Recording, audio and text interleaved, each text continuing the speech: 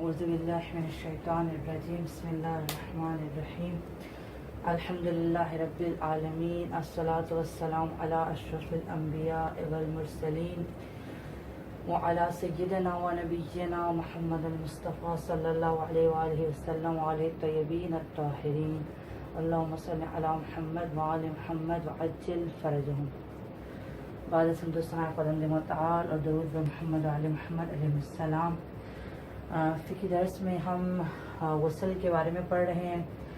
اور غسل کا طریقہ اور غسل کی شرائط یہ تمام ختم ہو گئے۔ اب جو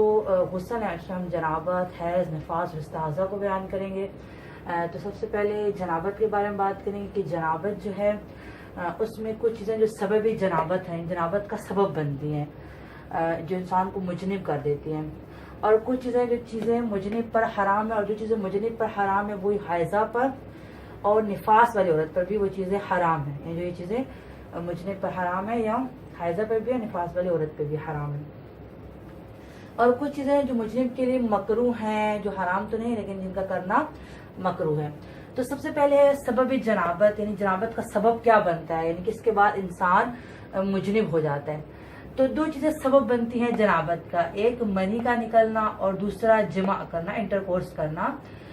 منی کا نکلنا یعنی ڈسچارج ہونا، انزال ہونا، یہ ایک الگ چیز ہے، اور جمع جو ہے وہ الگ، یعنی ایک دوسرے کے ساتھ شرط نہیں ہے، لازم نہیں ہے۔ اگر بغیر جمع، بغیر انٹرکورس کے بھی ڈسچارج ہو جائے، منی نکل جائے، چاہے مرد ہو چاہے عورت ہو، تو وہ مجنب ہو جائے گی اور ہو جائے گا اور اس پر غسل واجب ہوگا۔ اسی طرح جمع کرنے میں جب جمع کی جائے، چاہے منی خارج ہو یا نہ ہو، ڈسچارج ہو یا نہ ہو، جیسے ہی دخول ہوگا اور جو دخول کی مقدار بیان کی گئی ہے وہ ہو جائے تو اس کے بعد مرد عورت دونوں مجنب ہیں اور دونوں پہ غسل جنابت واجب ہے۔ تو یہ دو الگ الگ سبب ہیں، ممکن ہے ایک ساتھ بھی ہو جائیں کہ جمع بھی ہو اور منی بھی نکل جائے، اور یہ بھی ممکن ہے کہ صرف منی نکلے اور جمع نہ ہو، یا صرف جمع کیا جائے، انٹرکورس کیا جائے اور منی نہ نکلے۔ تو یہ دوسرے کے ساتھ لازم نہیں ہے، الگ الگ بھی ہو سکتے ہیں اور ایک دوسرے کے ساتھ ایک ہی جگہ پر اکٹھے بھی ہو سکتے ہیں۔ تو یہ ہے سبب جنابت کہ جس کے بعد انسان مجنب ہوتا ہے، اور منی کے نکلنے میں سوتے میں نکلے یا جاگتے میں، کم ہو یا زیادہ، اختیار سے ہو یا بغیر اختیار کے نکلے، جیسے احتلام ہو جائے، لیکن جیسے منی نکلے گی تو غسل جنابت واجب ہو جائے گا۔ اور جمع کرنے میں بھی جس مقدار کو شریعت نے بیان کیا گیا، جب اتنا دخول ہو جائے، انٹرکورس ہو جائے، تو اس کے بعد جو ہے وہ غسل جنابت واجب ہے، اب اس میں چاہے منی نکلے یا نہ نکلے۔ تو یہ تھا سبب جنابت۔ اب کچھ چیزیں ہیں جو مجنب پر حرام ہیں۔ تین طرح کی چیزیں ہیں جو مجنب پر حرام ہیں۔ قرآن مجید کے الفاظ کے بارے میں سب سے پہلا ہے کہ قرآن مجید کے الفاظ کو، یعنی جو قرآن مجید کے الفاظ ہیں اور اللہ تعالیٰ کے ناموں سے، خواہ وہ کسی بھی زبان میں ہو، بدن کو مس کرنا حرام ہے۔ قرآن مجید کے الفاظ سے اور اللہ تعالیٰ کے ناموں سے، اب وہ خواہ کسی بھی زبان میں اللہ کا نام لکھا ہوا ہے، انگلش میں گاڈ لکھا ہوا ہے، فارسی میں خدا لکھا ہوا ہے، عربی میں اللہ لکھا ہوا ہے، کسی بھی زبان میں وہ نام لکھا ہوا ہے، اس کو جنابت کی حالت میں، اور میں نے آپ کو کہا یہی چیزیں حائضہ اور نفاس والی عورت کے لیے بھی ہیں، اس حالت میں اللہ کے ناموں کو اور قرآن مجید کے لفظوں کو مس کرنا حرام ہے۔ بدن کو ٹچ کرنا، ہاتھ لگانا، جسم سے لگانا جو ہے وہ حرام ہے مجنب کے لیے اور حائضہ اور نفاس والی عورت کے لیے، یہ چیزیں حرام ہیں۔ صحیح، یہ تو ہو گیا قرآن مجید کے الفاظ، اللہ تعالیٰ کے ناموں کو چھونے کا۔ اس کے بعد ایک چیز ادھر مستحب بھی ہے، وہ بیان کرتی چلوں، جیسے کہ ہم نے وضو میں بھی پڑھا کہ جس کے بغیر وضو حرام ہے، تو ہم نے پڑھا تھا کہ جو کام وضو کے بغیر حرام ہے، اس میں ہم نے پڑھا تھا قرآن کے لفظوں کو ہاتھ لگانا اور اللہ کے ناموں کو ہاتھ لگانا بغیر وضو کے حرام ہے۔ اس کے ساتھ ہم نے یہ پڑھا تھا کہ بہتر ہے کہ بغیر وضو کے رسول خدا محمد مصطفیٰ صلی اللہ علیہ وآلہ وسلم اور جناب زہرا کے ناموں کو بھی اور آئمہ طاہرین کے ناموں کو بھی ہاتھ نہ لگایا جائے۔ اور میں نے آپ سے کہا تھا کہ بعض مجتہدین اس کو واجب بھی کہتے ہیں کہ بغیر وضو کے آئمہ معصومین اور رسول کے نام کو ہاتھ نہ لگایا جائے۔ ایسے سائنس صاحب کے نزدیک یہ مستحب ہے کہ نہ لگایا جائے، ثواب اس میں کہ بغیر وضو کے نہ لگایا جائے۔ تو جنابت میں بھی یہاں وہ نقطہ ہے،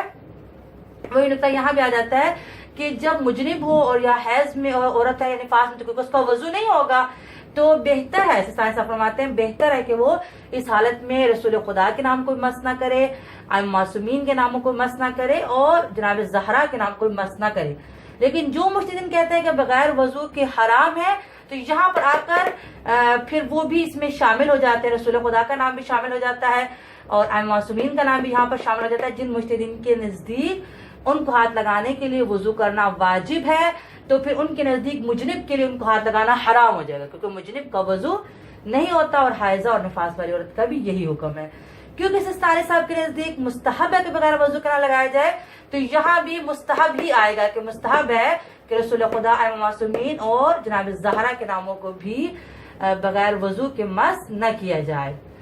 دوسرا ہے مساجد میں جانے کا حکم، مجنب کے لیے، حائضہ کے لیے، اور نفسا یعنی کہ جو نفاس والی عورت ہے۔ مسجدوں میں کچھ مسجدیں میں داخل ہونا حرام ہے، اور کچھ میں داخل ہو سکتے ہیں لیکن ٹھہرنا حرام ہے۔ تو جس میں داخل ہونا، قدم رکھنا ہی حرام ہے، وہ دو مسجدیں ہیں، مسجد الحرام اور مسجد النبوی میں داخل ہونا حرام ہے، یعنی قدم رکھنا ہی ان دونوں مساجد میں حرام ہے، مجنب کے لیے بھی، حائضہ کے لیے بھی، اور نفسا کے لیے بھی۔ لیکن باقی مساجد میں ٹھہرنا حرام ہے، اس میں داخل ہونا حرام ہے، اس میں داخل ہونا حرام ہے، اس میں ٹھہرنا حرام ہے، یعنی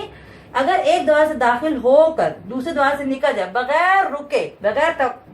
توقف کے، اس کے لیے ضروری ہے کہ ایسا نہ کہ ازدحام ہو، رش ہو، اگر رش ہو تو پھر تو آپ بغیر رکے نہیں گزر سکتے ہیں نا۔ مثلا اگر خالی راستہ ہے، آپ ایک جگہ سے داخل ہوئے دوسری جگہ سے نکل گئے مسجد میں سے، ان کے علاوہ، ان دو کے علاوہ باقی مسجدوں میں ایک دروازے سے داخل ہوئے دوسرے دروازے سے نکل گئے تو حرام نہیں ہے، عبور کرنے میں کوئی حرج نہیں ہے، جائز ہے۔ ہاں، مسجد میں ٹھہرنا، ایک لہجے کے لیے بھی ٹھہرنا حرام ہے۔ جب عبور کرے گا وہ ایک جگہ دوسری جگہ، اس نے ٹھہرنا نہیں ہے، بغیر رکے، بغیر کوئی چیز اٹھائے، بغیر کوئی چیز رکھے، ایک لمحے کو بھی رکنا نہیں ہے، اور صرف عبور کرنے کی اجازت ہے دوسری مساجد میں۔ لیکن مسجد الحرام، مسجد نبوی میں بالکل داخل ہونا بھی حرام ہے، بالکل اجازت نہیں کہ قدم رکھا جائے۔ دوسری مساجد میں ایک اور بھی میں یہاں وضاحت کرتی چلوں کہ ایک دروازے سے داخل ہو کر دوسرے دروازے سے نکلنا ہے، یعنی دوسری جگہ سے نکلنا، چاہے دوسری دروازہ ہو یا کھڑکی ہو یا کوئی ایسے کھلا راستہ ہو۔ یہ نہیں ہو سکتا کہ آپ ایک دروازے سے داخل ہوں، پورے مسجد کا راؤنڈ چکر کاٹیں اور پھر اسی دروازے سے نکل جائیں، نہیں، یہ حرام، ایسے نہیں کرنا۔ ایک جگہ سے داخل ہو کر دوسری جگہ سے نکلنا ہے، یعنی کہ ایک سے داخل ہو کر پورا چکر کاٹے پھر اسی جگہ سے واپس نکلے، ایسا نہیں ہے۔ اب چاہے دوسری جگہ دروازے سے نکل جائے، کھڑکی سے نکل جائے، کوئی اور ٹوٹا پھوٹا راستہ جس کو کراس کرے، ایک جگہ سے داخل ہو کر دوسری جگہ سے اگر نکل جاتا ہے تو اس طرح عبور کرنے میں کوئی حرج نہیں، عبور کرنا جائز ہے دوسری مساجد میں، ان دو میں نہیں ہے، صحیح۔ اور تیسرا مساجد کے بارے میں حکم یہ کہ مسجد میں کوئی چیز رکھنا حرام ہے، مجنب کے لیے، حائضہ کے لیے، نفسا کے لیے کہ وہ مسجد میں کوئی چیز رکھے، یہ حرام ہے۔ اور احتیاط واجب کی بنا پر مسجد سے کوئی چیز اٹھانا بھی حرام ہے، اٹھا بھی نہیں سکتے، حتیٰ کہ یہ جو عبور کرنے والی حالت ہے اس میں بھی آپ کہیں کہ جی ہم عبور کریں، کرتے کرتے ہم کوئی چیز رکھ دیں یا کوئی چیز اٹھا لیں تو اس کی بھی اجازت نہیں ہے۔ اصلاً مجنب کے لیے، حائضہ کے لیے اور نفسا کے لیے مسجد میں کوئی چیز رکھنا بھی حرام ہے، اور مسجد سے کوئی چیز اٹھانا بھی حرام ہے، بالکل وہ مسجد میں نہ کوئی چیز رکھ سکتے ہیں اور نہ اٹھا سکتے ہیں۔ تو یہ تین حکم مساجد کے ہیں۔ اس کے بعد ہے قرآن مجید کے واجب سجدے والی صورتوں کا حکم۔ 4 صورتیں ایسے آپ لوگ جانتے ہیں قرآن مجید میں 4 صورتیں ایسی ہیں کہ جن میں سجدہ واجب ہے، 4 صورتیں ایسے کہ جن میں سجدہ واجب ہے۔ ان 4 صورتوں میں سے جو واجب سجدے والی آیت ہے اس کا حکم الگ ہے اور باقی صورت کا حکم الگ ہے، اور یہ بھی اختلافی مسئلہ ہے۔ بعض مجتہدین کے نزدیک اس پوری صورت کو پڑھنا ہی حرام ہے، جس صورت میں آیت سجدہ ہے، سجدہ واجب، اور 4 صورتیں قرآن مجید میں کہ جن میں سجدہ واجب ہے، تو بعض مجتہدین کے نزدیک اس کا ایک لفظ، اس کا ایک کلمہ پڑھنا بھی حرام ہے، اور بعض کے نزدیک پوری صورت پڑھنا حرام نہیں، صرف واجب سجدے والی آیت کا پڑھنا حرام ہے۔ تو سید سائن صاحب بھی ان میں سے ان کی رائے بھی انہی کے ساتھ ہے، وہ کہہ رہے ہیں کہ واجب سجدے والی آیت کا پڑھنا حرام ہے، باقی صورت پڑھ سکتے ہیں لیکن واجب سجدے والی اس آیت کی جس آیت کے پڑھنے پر سجدہ واجب ہو جاتا ہے اس آیت کا پڑھنا حرام ہے، اگرچہ احتیاط مستحب کی بنا پر باقی صورت کی تلاوت بھی نہ کرے، پوری صورت ہی نہ پڑھے، لیکن اگر اس آیت کو چھوڑ کے باقی صورت وہ پڑھ لیتا ہے تو وہ گناہ گار نہیں ہے۔ لیکن اس میں آپ کو بار بار عرض کر رہی ہوں کہ اختلافی مسئلہ ہے، آپ نے اپنے مجتہد کی رائے کو دیکھنا ہے۔ بعض مجتہدین کے نزدیک پوری صورت پڑھنا ہی حرام ہے، اس کا نام لینا بھی حرام ہے، اس کے ایک کلمہ ادا کرنا بھی حرام ہے، لیکن بعض کے نزدیک صرف اس آیت کا پڑھنا حرام ہے، باقی صورت پڑھ سکتے، اگرچہ کہ ثواب اس میں کہ پوری صورت نہ پڑھیں گے جس میں واجب سجدے والی آیت ہے۔ تو یہ وہ چیزیں تھی جو مجنب پر حرام ہیں، اور وہی حائضہ اور نفسا والی عورت بھی سے۔ اب کچھ چیزیں ہیں جو مجنب کے لیے مکروہ ہیں، حرام نہیں ہے، وہ کر سکتا ہے لیکن ثواب اس میں ہے کہ اس کو نہ کیا جائے۔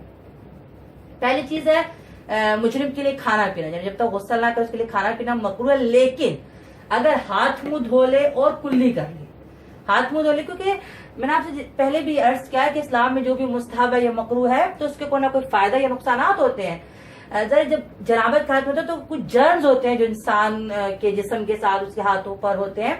تو اگر وہ وضو کر لیتا ہے، اگر ہاتھ منہ کو دھو لیتا ہے، اگر کلی کر لیتا ہے، غسل نہیں کیا اس نے بھی لیکن اچھی طرح ہاتھ منہ دھو لیا، کلی وغیرہ کر لیا، تو پھر کھانا پینا مکروہ نہیں ہے، کھا پی سکتے ہیں۔ اور اگر صرف ہاتھ بھی دھو لے تو کراہت کم ہو جاتی ہے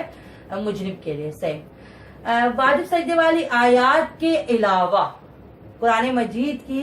7 سے زیادہ آیات پڑھنا اس کے لیے مکروہ ہے، یعنی واجب سجدے والی آیت تو پڑھ نہیں سکتا، وہ تو حرام ہے۔ اس کے علاوہ اگر کوئی آیت کو پڑھنا چاہتا ہے، قرآن مجید کی سورت آیت پڑھنا چاہتا ہے تو 7 آیتوں سے زیادہ پڑھنا مکروہ ہے،